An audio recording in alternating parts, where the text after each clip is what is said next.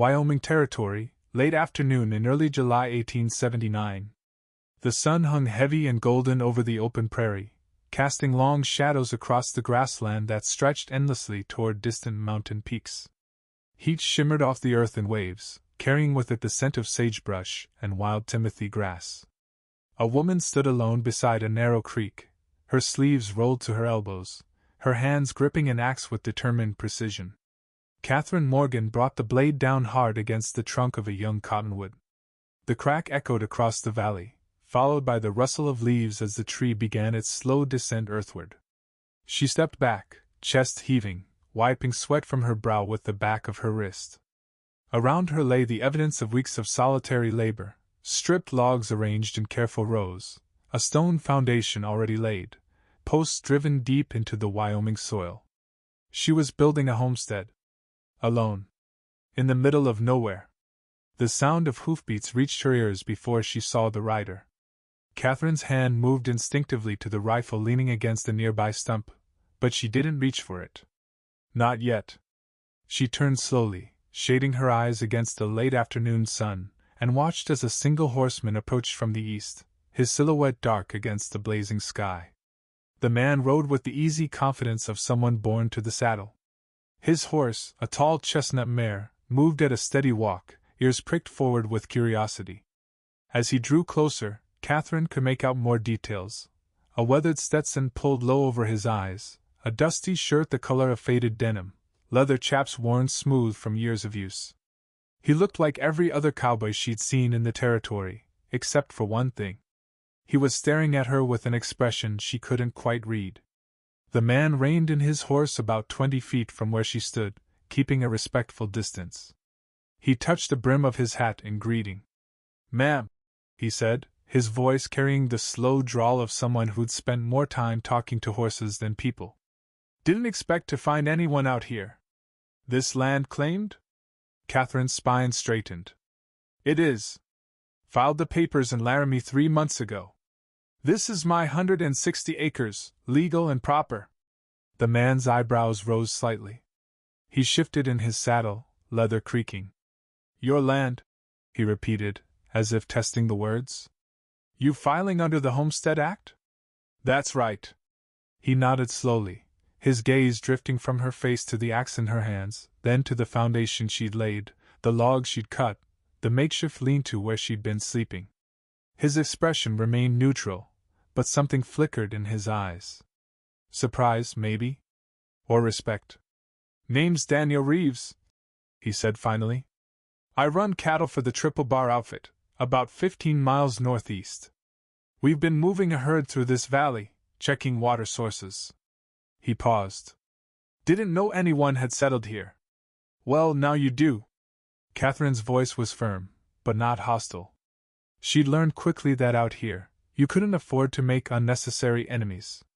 But you also couldn't afford to show weakness. Water from this creek belongs to whoever owns the land it runs through. That's me now. Daniel's mouth quirked into something that might have been the ghost of a smile. "Fair enough, ma'am. We've got plenty of water upstream. I was just passing through, checking the boundary." He started to turn his horse, then hesitated. "You planning to build that whole place yourself?" "I am." "That's a considerable undertaking for one person." Catherine's jaw tightened. "I'm aware. Didn't mean offense," Daniel said quickly. "Just seems like you've got your work cut out for you, is all. Those logs need to be notched and stacked proper, or the whole thing'll come down in the first strong wind." "I know how to build a cabin," Catherine replied, her voice cooling. "I'm not some city woman playing at frontier life. I grew up on a farm in Ohio. I know how to work." Daniel held up one hand in a gesture of peace. "Didn't say you couldn't do it. Just offering observation." He studied her for a long moment, his dark eyes thoughtful beneath the shadow of his hat. "You've got grit, I'll give you that. Most women wouldn't last a week out here alone. I'm not most women. I'm starting to see that." He gathered his reins. "Well, Mrs. Morgan," Catherine corrected, though the title felt strange on her tongue now. Strange and heavy and wrong. Something shifted in Daniel's expression. Mrs. Morgan, he repeated carefully. My apologies. Is your husband? Not here. Catherine cut him off. And not coming. This is my land, my claim, my home. Mine alone. The silence that followed stretched long and uncomfortable. Daniel looked like he wanted to ask more questions but had the good sense not to. Instead, he simply nodded once, touched his hat again, and turned his horse back toward the east. Ma'am, he said by way of farewell. Catherine watched him ride away until he disappeared into the heat shimmer and the endless prairie grass. Only then did she allow herself to release the breath she'd been holding. Her hands were shaking slightly. She looked down at them, at the blisters on her palms, at the dirt under her fingernails, at the wedding ring she still wore out of habit more than sentiment. Mine alone, she whispered to the empty air. Just the way I wanted it. But as she returned to her work, raising the axe once more against another tree, she couldn't quite shake the image of the cowboy's face, the way he looked at her not with pity or condescension, but with something that looked almost like understanding. 3 days passed before Daniel Reeves returned. Catherine was in the process of notching her first log when she heard the now familiar sound of hoofbeats. She didn't look up immediately, instead keeping her focus on the work at hand, using a chisel and mallet to carve out the saddle notch that would allow the logs to lock together. Afternoon, Mrs. Morgan. His voice carried across the clearing, polite and unhurried. Catherine finished the cut she was making before straightening and turning to face him. Daniel sat astride his chestnut mare, but this time he wasn't alone. A pack mule stood beside his horse, its back laden with tools, an extra axe, several saws, a box of what looked like nails and metal brackets. Catherine's eyes narrowed. Mr. Reeves. Thought you could use some extra tools, Daniel said, swinging down from his saddle with the fluid ease of someone who'd spent half his life on horseback. We've got extras at the ranch that aren't being used. Seemed a shame to let them sit idle when someone could put them to good use. I didn't ask for charity. No, ma'am, you didn't. He began unloading the tools, setting them carefully on the ground near her work area. But I figured you might accept a loan. You can return them when you're done with your cabin, if that sits better with you. Catherine crossed her arms over her chest, trying to ignore the way her heart had begun beating faster. Why would you do this? Daniel paused, a saw in his hands, and looked at her directly. Because I've seen plenty of homesteaders fail. Good people with big dreams who didn't quite have what they needed to make it work. He set the saw down. And because I've seen enough people give up on their dreams. Seems to me you're not the giving up type, and I'd hate to see you fail just because you didn't have the right tools. I have tools. You have an axe and determination, Daniel said. That'll get you started, but it won't get you through a Wyoming winter. Not out here. The mention of winter sent a small chill through Catherine despite the summer heat. She'd been trying not to think too hard about winter, about what would happen when the temperature dropped and the snow came. She had months to prepare, she told herself. Months to finish the cabin, to lay in supplies, to prove she could do this. I'll manage, she said, but her voice lacked conviction. Daniel didn't argue. Instead, he pulled a canteen from his saddle and took a long drink, then offered it to her. Catherine hesitated before accepting it. The water was cool and clean, better than what she'd been drinking from the creek. She took several long swallows before handing it back. Thank you, she said quietly. You're welcome. Daniel returned the canteen to his saddle. I'm heading back to the ranch now, but I'll be riding through this area again in a few days. If you need anything, more supplies, help with something heavy, you could leave a marker by the creek. Hang something on that big willow tree, and I'll know to stop by. I won't need help. Daniel smiled then, a real smile that transformed his sun-weathered face. Maybe not. But the offer stands all the same. He mounted his horse, settling into the saddle. One more thing, Mrs. Morgan. About 5 miles south of here, there's an old line shack. Used to belong to the Triple Bar before we consolidated operations. It's not much, just 4 walls and a roof, but it's weathertight. If you ever need shelter in a hurry, storm coming in, injury, anything like that, it's there. Doors never locked. Why are you telling me this? Because out here, knowing where the nearest shelter is can mean the difference between life and death. His expression turned serious. You're tough, I can see that. But tough doesn't make you invincible. And pride is a cold companion when you're caught in a blizzard.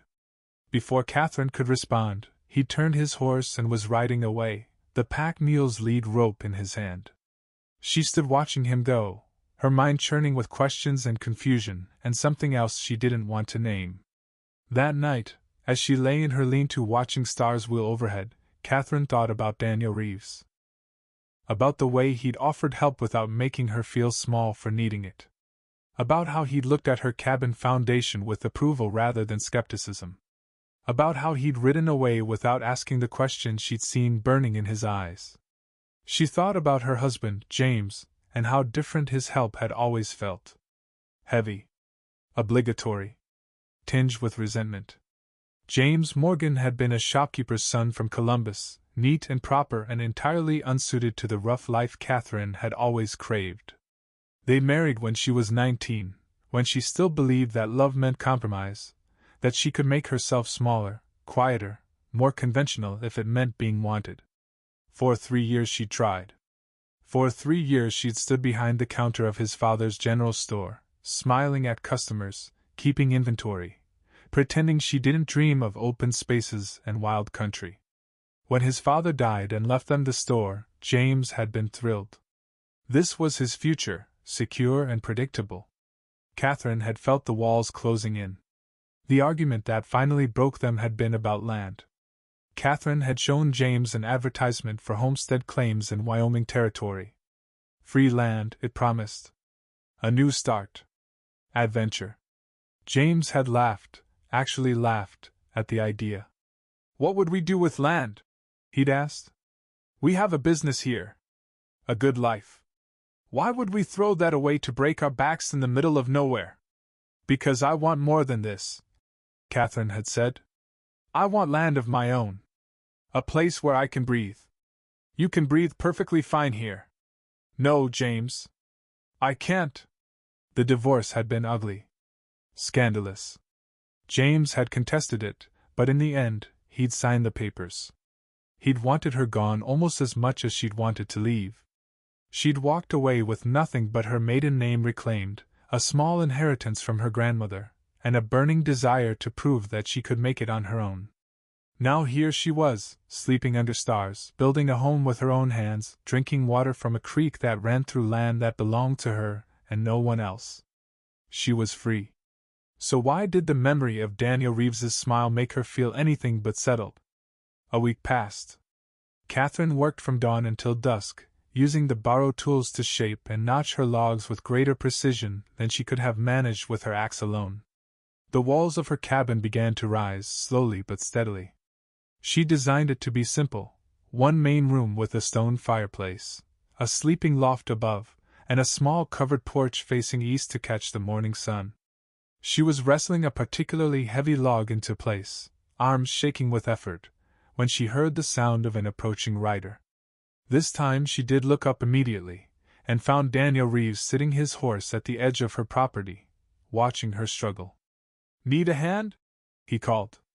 Catherine's first instinct was to refuse, but the log was sliding sideways, threatening to fall and possibly crush her foot.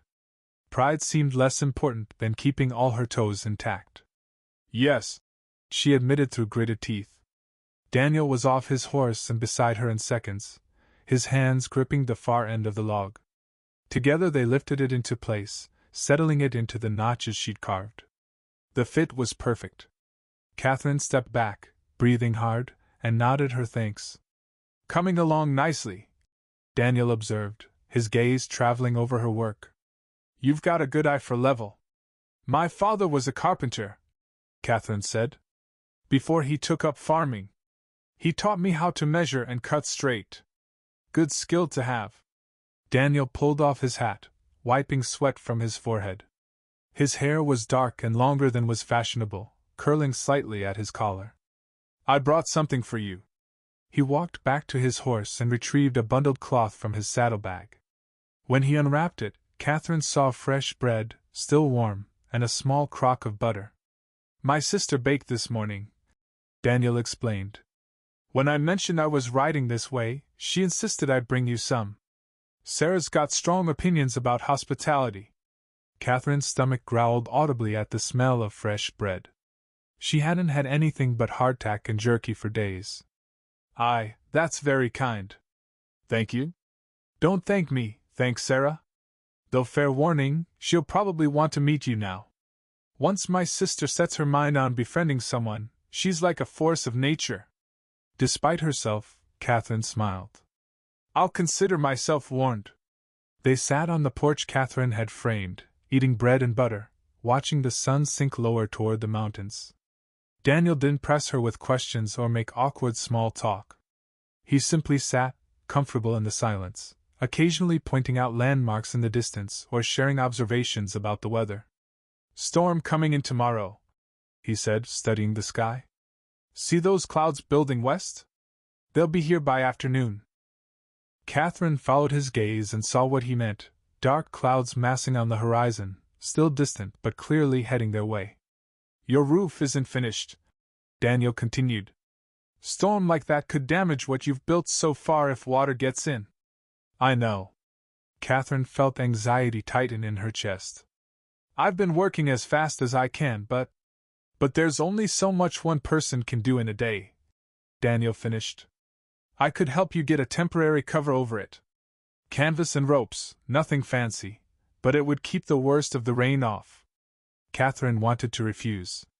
Wanted to prove she could handle everything herself. But she looked at her cabin, at the weeks of backbreaking work represented by those walls, and she couldn't bear the thought of watching it all be damaged by her own stubborn pride.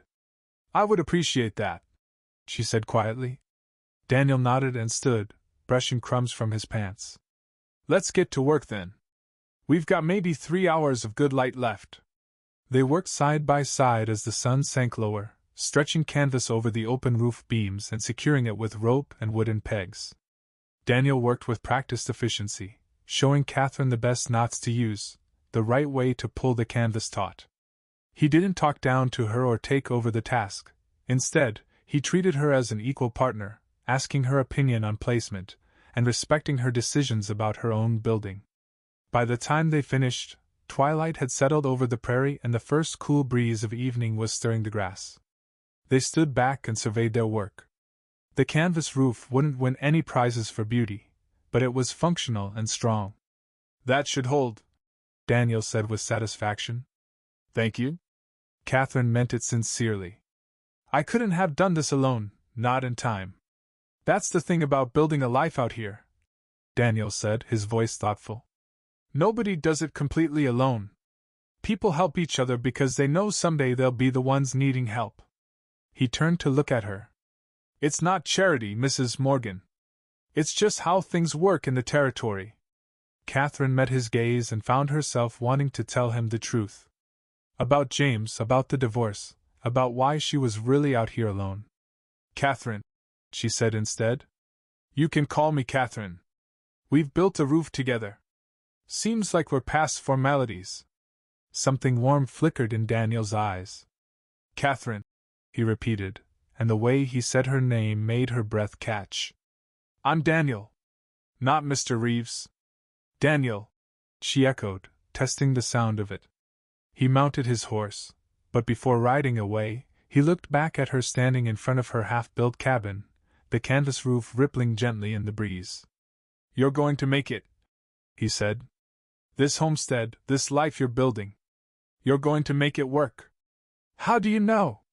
Because you've got something most people don't. You're not out here running from something. You're running towards something.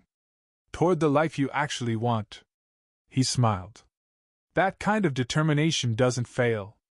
Catherine watched him ride away into the gathering darkness, his words echoing in her mind.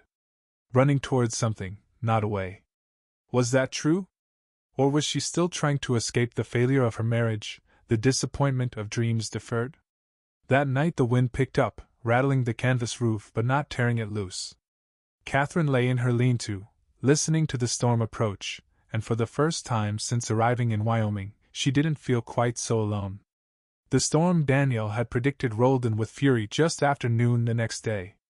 Catherine huddled in her lean-to, wrapped in blankets, watching through the gap in the canvas as rain pounded the prairie in sheets. Thunder cracked overhead, so loud it seemed to shake the very earth. Lightning split the sky in brilliant white forks. The canvas roof Daniel had helped her secure held firm, shedding water as it was meant to. Without it, her cabin would have been flooded, weeks of work potentially ruined. As it was, everything stayed dry. The storm lasted 3 hours, intense and violent, before finally moving east. When it passed, the world emerged scrubbed clean, every color brighter, every scent sharper. Catherine ventured out to inspect her property, and found everything intact. Better than intact, the rain had settled the dust, the grass looked greener, and her tiny vegetable garden had gotten the deep watering it needed. She was checking the foundation for any water damage when she heard a shout from across the creek. "Catherine!" She turned to see Daniel riding hard across the prairie, his horse splashing through the swollen creek without hesitation. There was urgency in his movements, concern on his face. "Are you all right?" he called as he drew near. "I came as soon as the storm passed. That was a hell of a blow." Catherine couldn't help but smile at his obvious worry. "I'm fine. The cabin's fine. Your canvas roof worked perfectly." Daniel reined in his horse, breathing hard, though whether from the hard ride or relief, Catherine couldn't tell. "Thank God. I was worried that—" He cut himself off, seeming to realize how his concern might sound. "I mean, I'm glad everything held." "Were you worried about me or your canvas?" Catherine asked, a teasing note in her voice she didn't quite recognize. Daniel's ears turned slightly red. "Both," he admitted. "Though maybe one more than the other." Their eyes met and held. Something unspoken passed between them, something that made Catherine's pulse quicken and her breath shallow. She looked away first, suddenly flustered. "Would you like some coffee?" she offered. "It's the least I can do after you rode all this way." "Coffee sounds good." Catherine led him to her campfire area, where she kept a pot hanging over a bed of coals. She stirred the fire back to life and set the pot to heat. Daniel settled on a log she'd positioned as a seat, removing his hat and running a hand through his damp hair. "You know," he said after a moment, "you could come stay at the Triple Bar during storms. We've got a bunkhouse that's half empty right now. You'd be welcome. I appreciate the offer, but I need to get used to weather out here. I can't run for shelter every time the sky looks threatening. Practical storms, no? But there'll be worse ones. Come winter, there'll be blizzards that last days. You need to know where you can go if things get dangerous." Catherine poured coffee into 2 tin cups and handed him one. "Are you always this protective of your neighbors?" "Only the ones building cabins by themselves in the middle of nowhere," Daniel said with a slight smile. Then his expression grew more serious. "I lost someone once because I didn't check on them during a storm. A neighbor, old man who lived alone about 10 miles from our ranch. We found him 3 days after a blizzard passed. He'd run out of firewood, tried to make it to the barn for more, and froze about 20 feet from his door." "I'm sorry," Catherine said softly. "Since then, I check on people. Some might call it meddling. I call it learning from mistakes." Daniel sipped his coffee, his dark eyes distant with memory. "So yes, when I see someone living alone in a half-built cabin, I'm going to check on them after storms. You can tell me to stop if it bothers you." "It doesn't bother me," Catherine said, surprising herself with the admission. "Actually, it's nice. Knowing someone would notice if something happened to me. Someone would definitely notice." The way he said it made Catherine's heart flutter traitorously. She busied herself with her coffee, trying to ignore the warmth spreading through her chest that had nothing to do with the hot liquid. "Tell me about the Triple Bar," she said, changing the subject. "You said you run cattle?" Daniel seemed to understand that she needed to redirect the conversation to safer ground. He launched into a description of the ranch, owned by his uncle Robert Reeves, where Daniel had worked since coming west 5 years ago. He talked about the cattle, the seasonal rhythms of ranch work, the handful of cowboys who worked the spread. It's good work, he concluded. Honest. Outdoors. The kind of thing where you can see what you've accomplished at the end of the day. He looked at her cabin. Like building something with your own hands. Why did you come west? Catherine asked. Daniel was quiet for a long moment, staring into his coffee cup. When he finally spoke, his voice was low and careful. I was supposed to take over my father's law practice in Philadelphia. Third generation of Reeves lawyers, big office downtown, important clients. He laughed without humor. I made it through law school, passed the bar, spent exactly 6 months at a desk before I realized I was suffocating. What did your father say when you left? That I was throwing away my future. That I was ungrateful. That I'd never amount to anything working as a common ranch hand. Daniel met her eyes. He was wrong about that last part. I've amounted to exactly what I wanted to be, someone who's free. Catherine understood that sentiment in her bones. Freedom is worth more than respectability. You sound like you know something about that. I do. Catherine took a deep breath, deciding to trust him with at least part of her truth. I was married for 3 years to a man who wanted me to be something I wasn't. Small. Quiet. Contained. When I finally left, everyone said I was making a mistake. Throwing away security for some wild dream of land and independence. But you did it anyway. I did it anyway. She smiled, remembering the moment she'd stepped off the train in Laramie, her small trunk of possessions at her feet, the vast Wyoming sky overhead. And I've never regretted it for a second. Not even when you're hauling logs in 100-degree heat? Catherine laughed. Not even then. They talked until the sun began its descent toward the mountains, about their lives before Wyoming, about the territory's beauty and brutality, about what it meant to choose a hard life because it was the right life. Daniel told her about his Uncle Robert, gruff but fair, who'd taken him in without question when he showed up in Wyoming with nothing but determination and a willingness to work. Catherine told him about her father, who taught her to swing an axe and build with her hands, who told her she could do anything a son could do. He sounds like a good man, Daniel said. He was. He died when I was 16. Heart just gave out one day in the fields. Catherine's throat tightened at the memory. Sometimes I think he's the only person who ever really understood me. I think I might understand you, Daniel said quietly. Catherine looked at him, at this cowboy who'd ridden into her life by accident, and somehow become important in the span of days. She saw in his eyes a reflection of her own hunger for freedom, her own determination to build something real. I think you might, she agreed.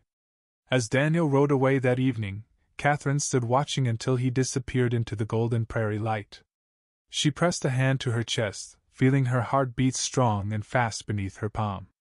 This was dangerous, she told herself. Getting close to someone, caring about someone, hoping for something more than solitude and self-sufficiency. She'd come to Wyoming to be alone, to prove she didn't need anyone. But maybe, a small voice whispered in the back of her mind, maybe needing someone wasn't the same as being weak. Maybe accepting help wasn't the same as giving up independence. Maybe building a life didn't have to mean building walls. The summer days grew longer and hotter. Catherine's cabin walls rose higher, and Daniel found more and more excuses to ride through her corner of the prairie. Sometimes he brought supplies, nails, lamp oil, a sack of oats. Sometimes he brought news from Laramie or messages from neighboring homesteaders. Sometimes he brought nothing but himself and a willingness to work beside her for a few hours before riding back to the Triple Bar. They developed a rhythm, working together on the cabin when Daniel visited, sharing meals and conversation when the work was done. Catherine found herself watching for him, listening for the sound of hoofbeats, feeling a flutter of anticipation when she spotted his chestnut mare cresting the eastern ridge. It frightened her, how much she'd come to look forward to his visits. How empty the prairie felt on days he didn't come. One particularly sweltering afternoon, they took a break from work to cool off in the creek. Catherine sat on the bank, her skirts hiked to her knees, feet dangling in the water. Daniel sat nearby, his boots and hat discarded, his shirt sleeves rolled up past his elbows. My sister Sarah wants to meet you, he said, breaking the comfortable silence. She's been pestering me about it for weeks. You talk about me to your sister? Daniel had the grace to look embarrassed. She may have noticed I've been riding this direction more often than strictly necessary for checking cattle. Catherine smiled despite herself. And what does she think about that? She thinks it's about damn time I showed interest in something other than cows and fence posts. He glanced at her sideways. She also thinks I'm being too slow about it. About what? About telling you that I... Daniel trailed off, seeming to gather courage. Catherine, I didn't plan for this. I thought I'd ride by, check on a neighbor, maybe offer some help. I didn't expect to meet someone who'd turn my whole world sideways. Catherine's breath caught. Daniel, I know you came out here for independence, he continued quickly.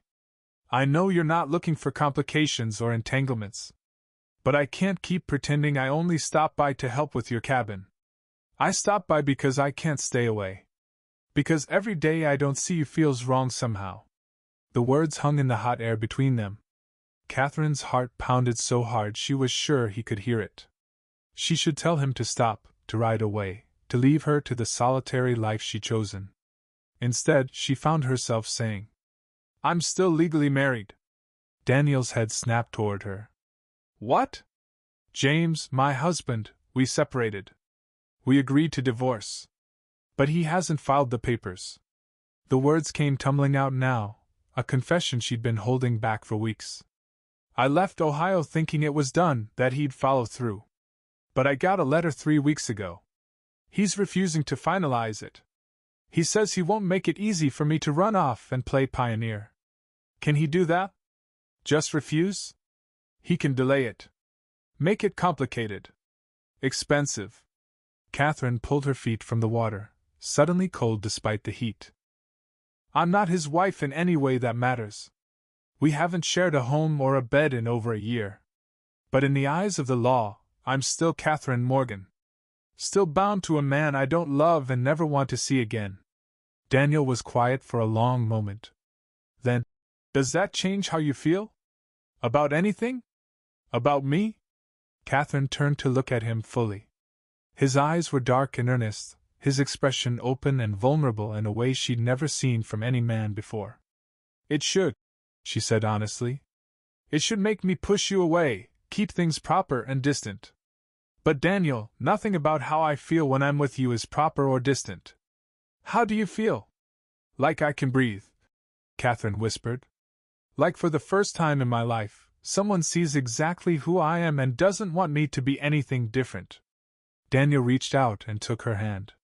His palm was calloused and warm, his grip gentle but sure. I see you, Catherine.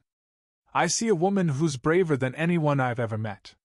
Who builds her dreams with her own hands. Who doesn't compromise herself for anyone's comfort. He squeezed her fingers. And I don't give a damn what the law says. You're not his. You're your own. And if someday you decide you could be mine too, I'll wait as long as it takes for that paper to be signed. Tears stung Catherine's eyes. She blinked them back, not wanting to cry, not now. What about your family? The neighbors? People already talk about me, a woman alone out here. If they knew you and I... Let them talk, Daniel said fiercely. I spent too many years caring what people thought, living up to expectations that weren't mine. I'm done with that. If you'll have me, scandal and all, then that's all I care about. Catherine looked at their joined hands, at the way his fingers wove through hers like they belonged there. She thought about the lonely months she'd spent proving she could survive alone, thought about the walls she'd built around her heart to match the walls of her cabin. And she thought about how those walls had been crumbling since the day Daniel Reeves rode into her clearing. I'm afraid, she admitted. I've been hurt before. I've been made to feel small and wrong and impossible to love. What if... I'm afraid too, Daniel interrupted gently. Afraid of saying the wrong thing, moving too fast, or somehow ruining this before it even starts. But Catherine, being afraid and being brave aren't opposites. Sometimes being brave means being afraid and choosing to hope anyway. Catherine's breath shuddered out of her. Then, before she could think better of it, before fear or propriety or common sense could stop her, she leaned forward and kissed him. Daniel froze for half a heartbeat, surprised. Then his free hand came up to cup her face, and he kissed her back with a tenderness that made her chest ache. His lips were sun-warmed and gentle, asking rather than demanding, offering rather than taking. When they finally pulled apart, both breathless, Daniel rested his forehead against hers. "That was brave," he murmured. "Or foolish," Catherine said, but she was smiling. "I prefer brave." They sat by the creek until the sun began to set, hands still intertwined, talking quietly about what came next. Daniel was honest about the challenges they'd face, his uncle's likely disapproval, the gossip that would follow them both, the complicated situation with Catherine's unfinalized divorce. "Robert's a practical man," Daniel said of his uncle. "He won't care about society's opinions, but he'll worry about the ranch's reputation. And the other ranchers in the area, some of them are less understanding." "I won't hide," Catherine said firmly. "I won't skulk around or pretend we're something we're not. I've done enough pretending to last a lifetime. I wouldn't ask you to hide. But we should be prepared for pushback. Let them push. I've been building this cabin through storms and heat and loneliness. I think I can handle some disapproving looks." Daniel smiled and pressed a kiss to her temple. "God, I love your spine." "Just my spine?" "Among other things." That night, long after Daniel had ridden back to the Triple Bar, Catherine lay awake in her lean-to, staring up at the stars wheeling overhead. Her lips still tingled from that kiss. Her hand still felt warm where he'd held it. And her heart, that stubborn, scarred thing she thought was closed forever, beat with something that felt dangerously like hope. 2 weeks later, Catherine met Daniel's sister. Sarah Reeves arrived in a wagon driven by an older cowboy Daniel introduced as his Uncle Robert. Sarah was younger than Catherine expected, maybe 22, with her brother's dark hair but lighter eyes, a warm hazel that sparkled with curiosity and good humor. She wore a practical riding skirt and cotton blouse, her hair braided simply down her back. "Finally," Sarah said, hopping down from the wagon before it had fully stopped. "I've been dying to meet the woman who's got my brother riding 20 miles out of his way 3 times a week." "Sarah," Daniel said warningly, but his sister ignored him. She crossed to Catherine and extended her hand. "I'm Sarah. And before my brother gets all protective and awkward, let me say that I think what you're doing here is magnificent. A woman claiming her own land, building her own home? That's the kind of story I want to tell my daughters someday." Catherine shook her hand, charmed despite her nervousness. "Thank you. Though I suspect the reality is less magnificent and more stubbornly difficult. The best things usually are." Sarah turned to survey the cabin. "Oh, this is coming along beautifully. Daniel said you did most of the work yourself?" "All of it, until your brother started meddling. That's our Daniel. Can't see someone working hard without wanting to help." Sarah's eyes sparkled knowingly. "Among other reasons for visiting, I'm sure." Robert Reeves climbed down from the wagon more slowly. He was a man in his middle 50s, weathered and lean, with the kind of face that revealed little but saw everything. He studied Catherine with careful eyes before offering a curt nod. "Miss Morgan," he said, his voice gravelly from years of shouting orders over wind and cattle. "Mrs. Morgan," Catherine corrected quietly, meeting his gaze steadily. "Though I hope to be Miss Sullivan again soon." Robert's expression didn't change, but something flickered in his eyes. Understanding, perhaps. Or assessment. "Ma'am," he said simply, then turned to help Sarah unload supplies from the wagon. They'd brought enough food to last Catherine a month: flour, sugar, coffee, dried beans, bacon wrapped in cloth, and jars of preserved fruit. Catherine tried to protest, but Sarah waved her objections away. "Consider it a housewarming gift," she said cheerfully. "Besides, Daniel would never forgive me if I didn't make sure you were properly supplied. He worries about you." "I've noticed," Catherine said dryly, glancing at Daniel, who had the grace to look embarrassed. They spent the afternoon together, Sarah full of questions about Catherine's life and plans, Robert watching silently but not disapprovingly. Sarah told stories about growing up on the ranch, about learning to ride before she could walk, about her dreams of eventually starting a school in Laramie. There are more families settling in the territory every year, she explained. Their children need education, and most of them can't afford to send them east. Someone needs to teach them here. That's ambitious, Catherine said. So is homesteading alone, Sarah countered. We ambitious women need to stick together. As the sun began to lower, Robert stood and cleared his throat. Time we headed back. Getting late. But before they left, he pulled Danielle aside. Catherine tried not to watch, but she couldn't help noticing the serious expressions on both men's faces. When they returned, Daniel's jaw was tight, his eyes troubled. Catherine, Robert said, addressing her directly for the first time since his initial greeting. Daniel tells me you two have an understanding. We do, Catherine said, lifting her chin. She wouldn't apologize or explain. Not to anyone. I'm not a man who concerns himself overmuch with propriety, Robert continued. Lord knows this territory attracts people running from convention. But I am concerned with my nephew's future and reputation. He paused, his gaze sharp. Are your intentions toward him honorable? The question surprised Catherine so much she almost laughed. Men weren't usually the ones whose honor was questioned. Yes, she said firmly.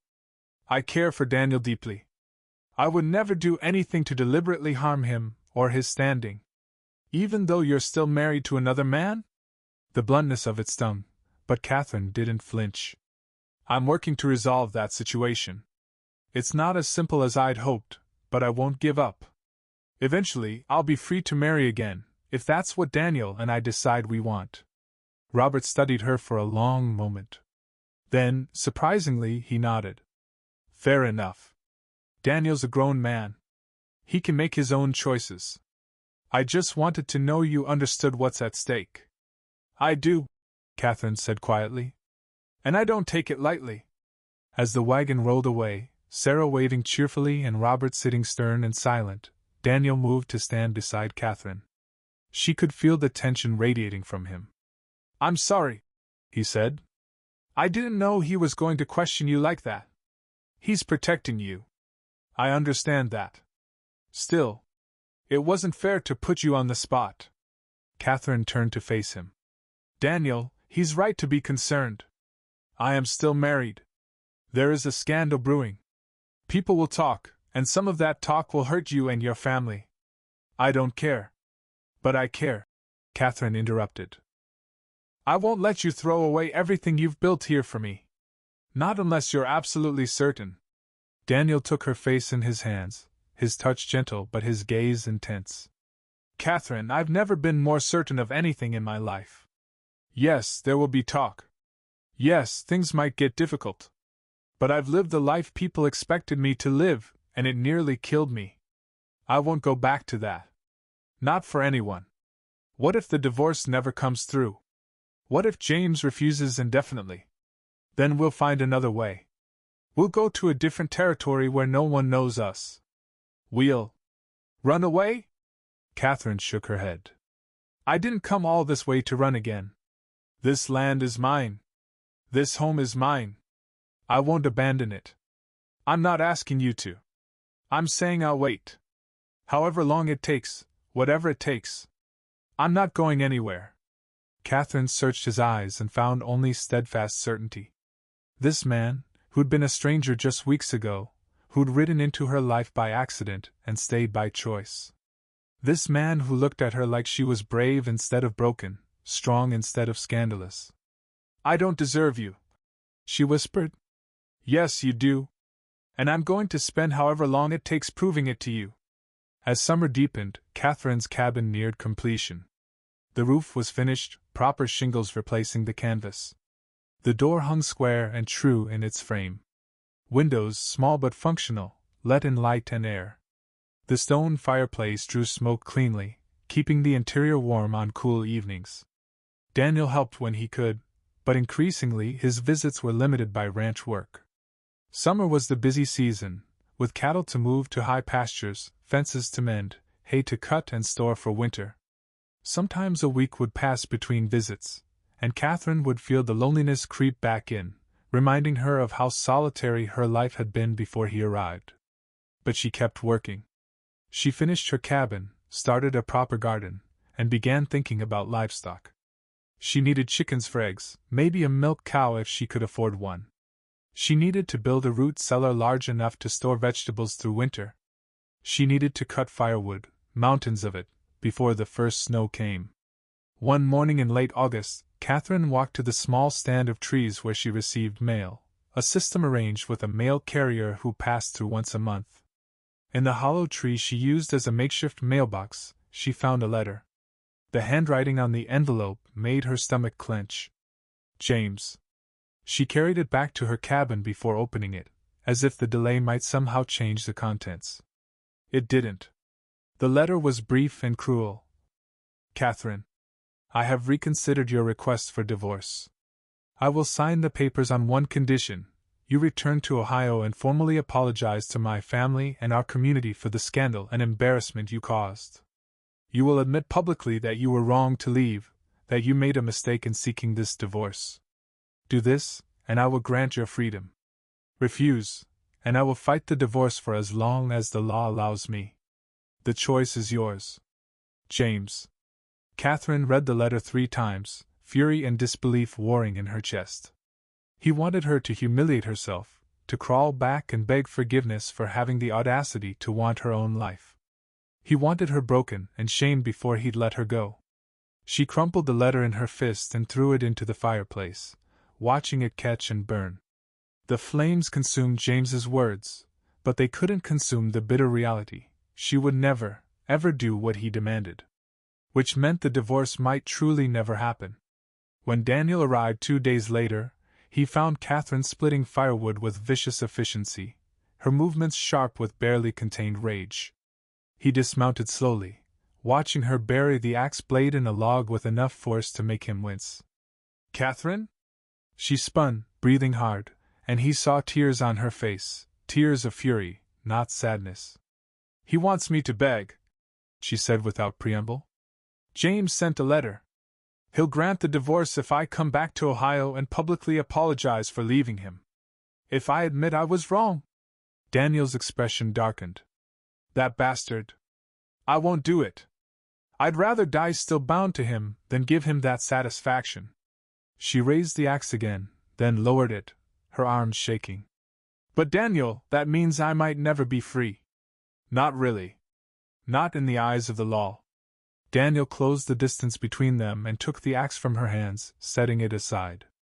Then he pulled her into his arms, holding her tightly as she shook with anger and frustration. Then we'll build our life anyway, he said into her hair. Legal marriage or not, I'm yours if you'll have me. We'll figure out the rest as we go. People will say I'm living in sin. That you're.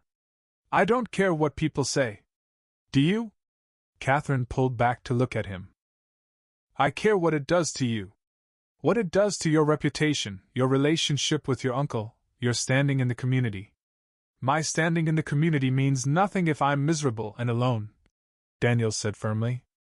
I've made my choice, Catherine. The question is, have you made yours? She looked at this man, this impossibly good man who was willing to tie his life to hers despite every complication and scandal. Who saw her not as damaged goods or a fallen woman, but as someone worth fighting for. Yes, she said. I've made my choice. It's you. However complicated, however difficult. It's you. Daniel kissed her then, deep and thorough, pouring everything he felt into that kiss.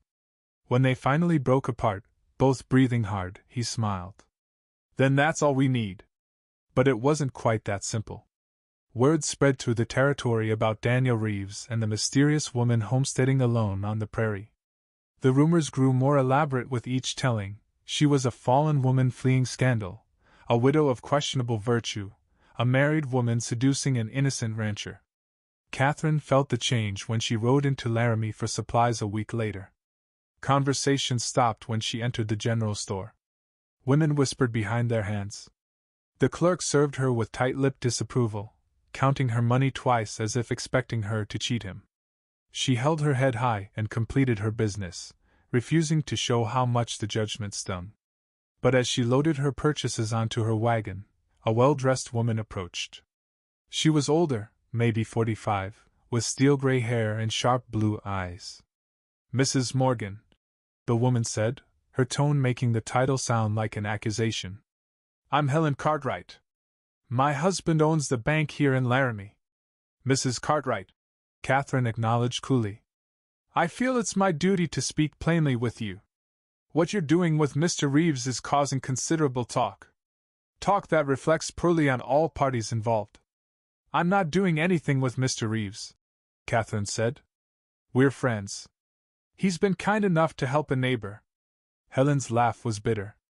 "My dear, I may have been born at night, but it wasn't last night. Everyone knows he visits your homestead regularly. Everyone knows you're still married to another man. The combination is troubling. My personal life is my own business.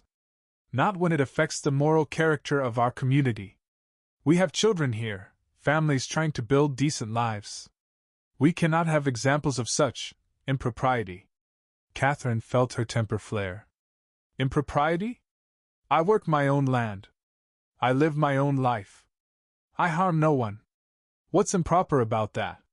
You're living alone, unchaperoned, entertaining a man who is not your husband. Surely you understand how that appears? I understand that you're judging me based on gossip and assumption rather than fact. And I understand that this territory was built by people who didn't fit neatly into society's expectations. If that's changed, perhaps I'm in the wrong place." "Perhaps you are," Helen said coldly. "Mr. Reeves is from a good family. He deserves better than to have his name dragged through the mud by association with a woman of questionable character." The words hit like a slap, but Catherine refused to react. "Thank you for your concern, Mrs. Cartwright. Now, if you'll excuse me, I have work to do." She climbed onto her wagon and drove away, her back straight and her eyes burning with unshed tears. She wouldn't cry. She wouldn't let these people see her break. But that evening, sitting alone in her completed cabin with her supper growing cold, Catherine felt the weight of it all crash down on her. The isolation, the judgment, the impossible situation with James, the knowledge that loving Daniel meant subjecting him to scandal and gossip. She was still sitting in the dark when she heard hoofbeats outside. Daniel let himself in. She'd given him that freedom weeks ago, and found her by the dying fire. "I heard what happened in town," he said quietly, kneeling beside her chair. "Sarah heard it from the milliner, who heard it from Mrs. Cartwright's housekeeper." "Small towns," Catherine said bitterly. "Catherine, look at me." She did, and found his eyes full of fierce determination. "I don't care what Helen Cartwright says. I don't care what anyone says. You are not a scandal. You are not improper. You're a woman who had the courage to leave a marriage that was killing her spirit, who came west alone to claim a life of her own. That's not shameful. That's extraordinary. But Daniel, they're right. I am married. You and I, whatever we are to each other, it does look improper. It is improper, by any conventional standard." "Then damn convention," Daniel said. "I'm so tired of living by rules made by people who've never had to choose between their happiness and their reputation. You know what? Let them talk. Let them judge. 5 years from now, when you're thriving on this land and we're building our life together, they'll still be sitting in their parlors gossiping. And we'll be too busy living to care." Despite herself, Catherine smiled. "You make it sound simple. It's not simple. But it's worth it." He took her hand. "Catherine, I meant what I said. I'm yours. Legal marriage or not, scandal or not, I'm yours. And if you want me, I'm not going anywhere." "I want you," she whispered. "God help me, I want you so much it terrifies me." "Then that's enough. We'll figure out the rest." That night Daniel stayed. Not in the way that would give the gossips fodder, but simply present, keeping the loneliness at bay. They sat by the fire talking until late, about everything and nothing, building the kind of intimacy that had nothing to do with propriety and everything to do with two souls recognizing each other. As summer faded toward autumn, Catherine and Daniel stopped pretending they were merely friends. They were careful, no public displays, no unnecessary fuel for gossip, but within the privacy of Catherine's homestead, they allowed themselves to be what they were, two people deeply, irrevocably in love. Daniel began staying over more frequently, sleeping in Catherine's loft while she kept the main room, maintaining at least the fiction of propriety. But their relationship deepened in ways that had nothing to do with physical intimacy and everything to do with partnership. They worked together, planned together, dreamed together. "I've been thinking," Daniel said one evening in September as they sat on Catherine's porch watching the sunset, "about buying land adjacent to yours. If I'm going to keep coming here anyway, might as well have a legitimate reason." Catherine turned to look at him. "You'd leave the Triple Bar?" "Eventually, yes. Robert's been good to me, but I've always wanted my own place. My own herd. And if that place happens to border yours..." He smiled. "Well, that'd be convenient. Daniel Reeves, are you proposing we become ranching partners?" "Among other things." His smile faded, replaced by something more serious. "I want to build a life with you, Catherine. Whatever form that takes, however we have to arrange it. I want to wake up knowing you're nearby. I want to work land that's ours, build something that's ours. We can't marry. Not until. I know. And I don't care. We'll be married in every way that matters, even if the law doesn't recognize it. And someday, when you're finally free of James, we'll make it official. But until then, I want you to know that I'm committed. To you, to this life, to whatever we build together." Catherine felt tears prick her eyes. "You're sure? You're absolutely sure you can live with the scandal, with people talking, with..." "I've never been more sure of anything." She leaned her head on his shoulder, looking out at the land she'd claimed, the cabin she'd built, the life she'd fought so hard for. And she realized that somewhere along the way, that life had expanded to include this man, this impossible, wonderful man who saw her not as broken or improper but as brave and worth loving. "All right," she said softly. "Let's do it.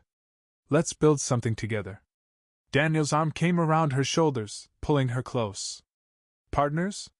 "Partners," Catherine agreed. "In everything." As the first stars began to appear in the darkening sky, Catherine felt something settle in her chest. Peace, maybe. Or hope.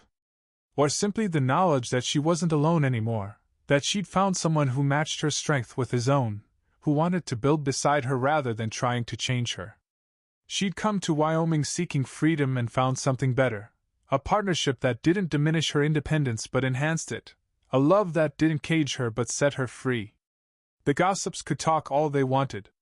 Catherine Sullivan, she'd reclaimed her maiden name in her own heart even if the law hadn't caught up, had found her home. Not just in the land or the cabin, but in the man beside her, the life they were building together, the future they'd claim with the same determination she'd used to claim her homestead. This was her life. Hard, unconventional, scandalous by some standards. But it was hers, built with her own hands and filled with a love she'd never dared to dream possible. And that, Catherine thought as she watched the stars wheel overhead, was worth every judgment, every whispered criticism, every complication the world could throw at them. She was free. Finally, truly free. And she was loved. That was everything.